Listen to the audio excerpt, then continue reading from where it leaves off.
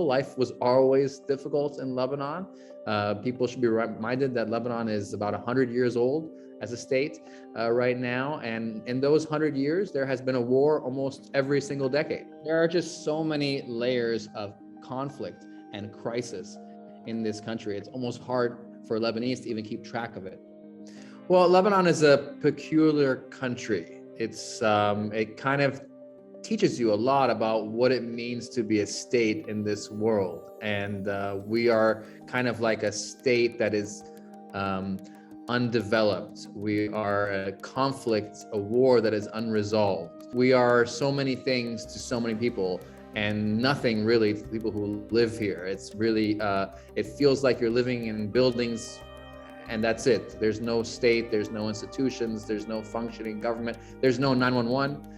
There's no electricity. Under this, we have basically a currency crisis, a debt crisis, and a banking crisis. There's very little taxation in the country. The rich get very richer in Lebanon. It's not a 1%, it's more of a 0.3% of the country that controls almost half of its wealth.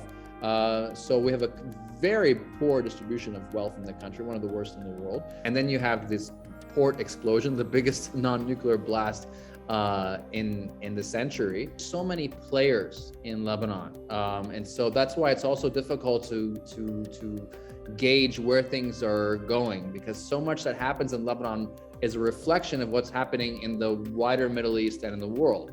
And so Lebanon has had brief periods of stability. I would say it's more interesting to actually talk about the periods of stability in Lebanon than the periods of conflict, because conflict is kind of constant in Lebanon. As we've seen the conflict heat up in the Middle East with the beginning of the so-called Arab Spring, what that also really meant was a deep division in the region. So when the war in Syria began, and the tensions between the Saudis and the Syrians and the Iranians and the United States getting involved in that, all of that really began to shake things up for a country like Lebanon. Tourism began to suffer a lot during the beginning of the civil war in Syria.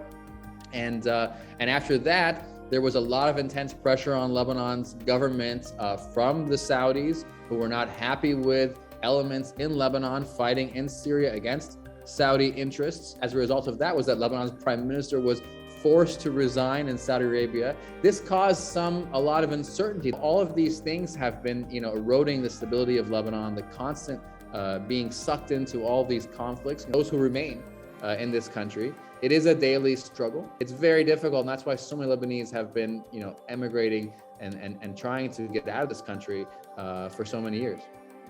Well, the protests that happened in 2019 were unprecedented in many ways, because we have seen, many wars and many protests and political movements in Lebanon, but we hadn't seen protests happening in small towns and cities across the country. Usually protests are limited to the major squares in Beirut, in the capital. There is an idea among Lebanese and a feeling that there is a will in the international community not to actually help Lebanon or save Lebanon or bail Lebanon out, but to continue to keep Lebanon as this battlefield in which scores can be settled and is no threat to its neighbors.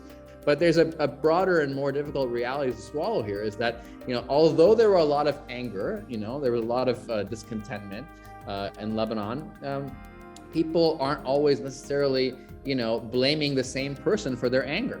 So again, the protesters might be united in their anger with the state of life in Lebanon. Life in Lebanon is infuriating, not having electricity, not having water, but who do you blame and who do you go after? That becomes much more difficult question to answer. We're finding one of the worst crises of all. Lebanon has seen almost every kind of crisis that mankind has invented, from wars and assassinations and car bombs and terrorist attacks. Now, people are trying their best, and I think that they have done a pretty good job. They have created new political parties. They've created campaigns fighting the courts, fighting what they see as injustice in the country. And some of those campaigns have been led to some small victories. But again, we have to be realistic.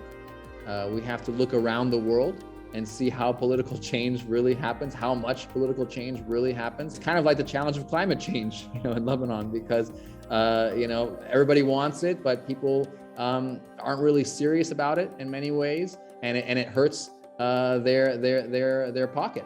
And they're not really willing to make really major changes. So that's kind of like what we've been living in Lebanon since the country's existed, is this post-colonial state trying to find its identity while constantly being torn in different directions.